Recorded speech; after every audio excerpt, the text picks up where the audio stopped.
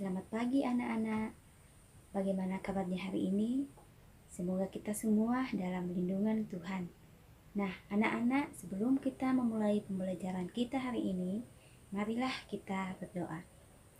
Tuhan Yesus yang baik, terima kasih Tuhan sudah menyertai kami. Tuhan sudah melindungi kami sampai saat ini. Dan sekarang ya Tuhan, kami mau belajar. Berkati kami. Semoga apa yang kami pelajari boleh kami pahami. Di dalam nama Tuhan Yesus kami berdoa. Amin. Anak-anak, buka buku paketnya di halaman 108. Otot manusia. Otot-otot dalam tubuh manusia memiliki beberapa fungsi, tetapi fungsi yang utama adalah untuk bergerak. Adapun fungsi-fungsi yang lain antara lain untuk mendukung tubuh, menjaga postur tubuh, dan menjaga suhu tubuh.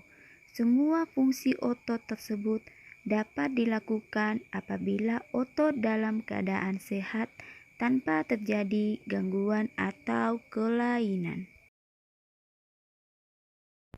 Otot dalam tubuh manusia berperan dalam gerakan-gerakan yang disengaja. Gerak yang disengaja berarti dilakukan secara sadar dan membutuhkan usaha tersendiri pada tiap-tiap bagian otot. Contoh gerak yang disengaja antara lain berjalan, membungkuk, memutar, memegang, dan mengangkat.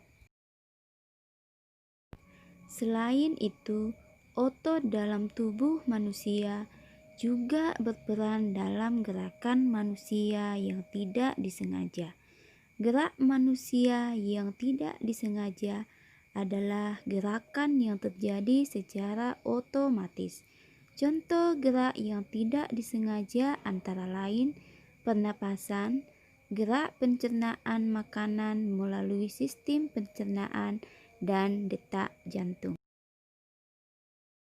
Otot dalam tubuh juga berfungsi memberikan dukungan.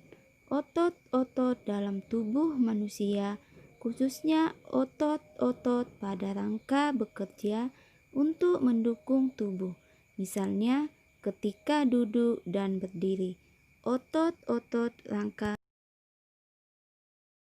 ini akan melakukan penyesuaian gerakan dengan memperkuat sendi dengan menopang tulang sehingga berada pada posisi yang tepat. Selain itu, otot rangka juga memegang peranan penting dalam menentukan kekuatan tubuh serta keseluruhan dan kemampuan untuk melakukan aktivitas fisik. Dengan otot yang kuat, maka kesehatan tubuh kita juga akan terjaga dan kita pun akan bisa melakukan berbagai gerakan. Fungsi lain dari otot adalah untuk mempertahankan postur tubuh. Otot-otot rangka membantu manusia misalnya untuk berdiri dan mempertahankan sikap tegak. Dalam hal ini, otot-otot tersebut juga membantu menjaga keseimbangan tubuh. Otot juga berperan dalam menjaga suhu tubuh secara keseluruhan.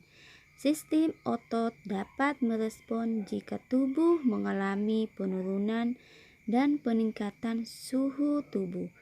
Contoh respon otot ketika terjadi penurunan suhu tubuh adalah menggigil. Menggigil adalah respon tidak sengaja di mana otot berkontraksi secara tepat untuk menghasilkan panas. Otot yang menggigil tersebut menuntut peningkatan darah yang mengandung oksigen untuk meningkatkan suhu tubuh. Sekarang, buka buku paketnya di halaman 109. Berdasarkan bacaan di atas, temukan ide pokok masing-masing paragraf. Jadi, tugas anak-anak adalah menentukan ide pokok masing-masing paragraf.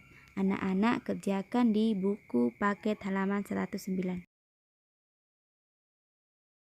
Sekarang kita lanjut di pembelajaran 6, halaman 117. Ade Rai, Binaragawan Perkasa Indonesia. Ade Rai adalah sosok pria perkasa yang sangat terkenal di Indonesia, bahkan di Indonesia sebagai binaragawan Indonesia. Banyak sudah prestasi yang diraihnya, baik di tingkat nasional maupun internasional.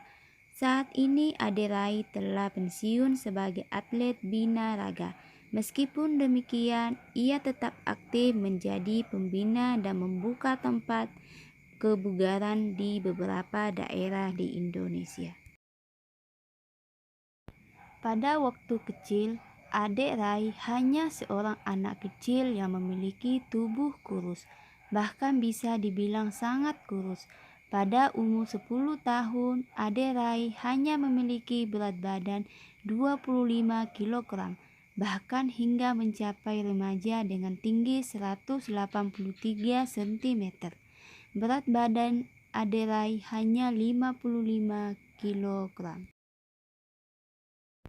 Ade Rai dia memiliki minat yang tinggi dalam bidang olahraga. Pada awalnya dia menggeluti bidang olahraga bulu tangkis. Namun Ade Rai tidak begitu lama menggeluti bulu tangkis, sehingga pada akhirnya dia lebih memilih untuk menjadi seorang atlet binaraga. Prestasi pertama Ade Rai dalam bidang binaraga diraih pada tahun 1995. Prestasi tersebut memicunya untuk terus aktif mengikuti berbagai kejuaraan, mulai dari lingkup kecil hingga besar, mulai dari lokal, nasional, hingga internasional. Hingga akhirnya Ade Rai terus berkembang dan meraih prestasi demi prestasi dari berbagai kejuaraan. Masalah prestasi yang diraih Ade Rai tidak perlu diragukan lagi. Dari berbagai kejuaraan yang diikuti selalu membuahkan hasil yang mengagumkan. Salah satunya kemenangannya di Muslimadia World atau kejuaraan dunia binaraga kelas berat ringan. Dari situlah kemudian membawa Ade Rai menuju kejuaraan multi-event Asia Tenggara pada tahun 1997. Pada kejuaraan tersebut, Ade Rai pun mampu mempersembahkan emas bagi bangsa Indonesia. Bahkan setelah itu masih banyak piala dan medali yang diraih dari berbagai kejuaraan tingkat nasional dan internasional. Berkat prestasi-prestasinya, itulah Ade Rai turut mempromosikan binaraga di Indonesia. Dari sebelumnya yang sepi peminat hingga akhirnya olahraga binaraga menjadi olahraga yang banyak diminati di Indonesia, baik oleh pria maupun wanita. Setelah pensiun sebagai atlet pun Ade Rai masih berkecimpung dalam dunia binaraga.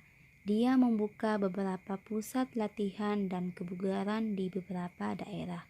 Selain itu, Ade Rai juga menjual suplemen dan melakukan pelatihan sertifikasi untuk para profesional di bidang fitness.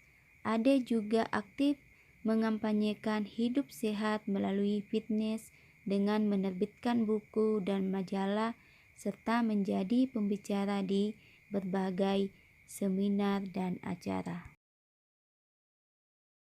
Berdasarkan bacaan di atas, temukan ide pokok masing-masing paragraf. Jadi tugas anak-anak adalah menemukan ide pokok masing-masing paragraf. Silakan anak-anak kerjakan di halaman 118. Sampai jumpa di pertemuan pembelajaran kita berikutnya. Anak-anak tetap semangat, jaga kesehatan. Tuhan Yesus memberkati.